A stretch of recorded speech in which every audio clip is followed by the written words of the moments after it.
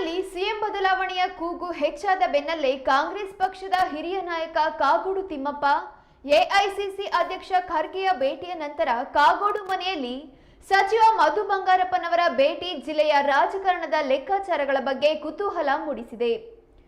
ರಾಜ್ಯದ ಕಾಂಗ್ರೆಸ್ ಪಕ್ಷದಲ್ಲಿ ಸಿಎಂ ಕುರ್ಚಿಗಾಗಿ ಸಿದ್ದರಾಮಯ್ಯ ಮತ್ತು ಡಿಕೆಶಿ ಬಣಗಳ ನಡುವೆ ಕಿತ್ತಾಟ ಜೋರಾಗುತ್ತಿರುವ ಬೆನ್ನಲ್ಲೇ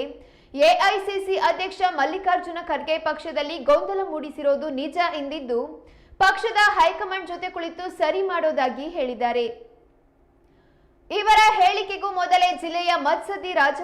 ರಾಜಕಾರಣಿ ಕಾಗೋಡು ತಿಮ್ಮಪ್ಪ ಬೆಂಗಳೂರಿನಲ್ಲಿ ಎಐಸಿಸಿ ಅಧ್ಯಕ್ಷರಾದ ಮಲ್ಲಿಕಾರ್ಜುನ ಖರ್ಗೆ ಅವರ ನಿವಾಸದಲ್ಲಿ ಪ್ರತ್ಯಕ್ಷರಾಗಿರೋದು ಮತ್ತು ಶಿಕ್ಷಣ ಸಚಿವ ಮಧು ಬಂಗಾರಪ್ಪ ಕಾಗೋಡು ತಿಮ್ಮಪ್ಪನವರ ಮನೆಯಲ್ಲೇ ಪ್ರತ್ಯಕ್ಷವಾಗಿರೋದು ಹಲವು ಕುತೂಹಲದ ಬೆಳವಣಿಗೆಗೆ ಕಾರಣವಾಗಿದೆ. ಸಚಿವ ಮಧು ಬಂಗಾರಪ್ಪನವರು ಮತ್ಸದ್ದಿ ಕಾಗೋಡು ತಿಮ್ಮಪ್ಪನವರ ಮೂಲಕ ಒಂದು ವೇಳೆ ಸಿಎಂ ಬದಲಾವಣೆಯಾದರೆ ಜಿಲ್ಲೆಯಲ್ಲಿ ಯಾರು ಯಾರಿಗೆ ಸಚಿವ ಸ್ಥಾನ ಕೊಡಬೇಕು ಎಂಬ ಮಾತುಕತೆ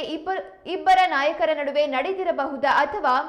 ಸಿಎಂ ಬದಲಾವಣೆಯಾದರೆ ಸಚಿವ ಸ್ಥಾನವನ್ನ ಮಧು ಬಂಗಾರಪ್ಪನವರಿಗೆ ಉಳಿಸುವ ಮೂಲಕ ಶಾಸಕ ಗೋಪಾಲಕೃಷ್ಣ ಬೇಳೂರು ಅವರನ್ನ ಸಚಿವ ಸ್ಥಾನದಿಂದ ದೂರ ಇಡುವ ಮತ್ತು ಎಂಎಲ್ಸಿ ಬಿಕೆ ಹರಿಪ್ರಸಾದ್ ಅವರನ್ನು ಜಿಲ್ಲೆಯಲ್ಲಿ ಎಂಟ್ರಿಗೆ ತಡೆಯೊಡ್ಡುವ ಲೆಕ್ಕಾಚಾರಗಳಿವೆ ಎಂಬ ಅನುಮಾನಗಳು ಹೆಚ್ಚಾಗಿವೆ.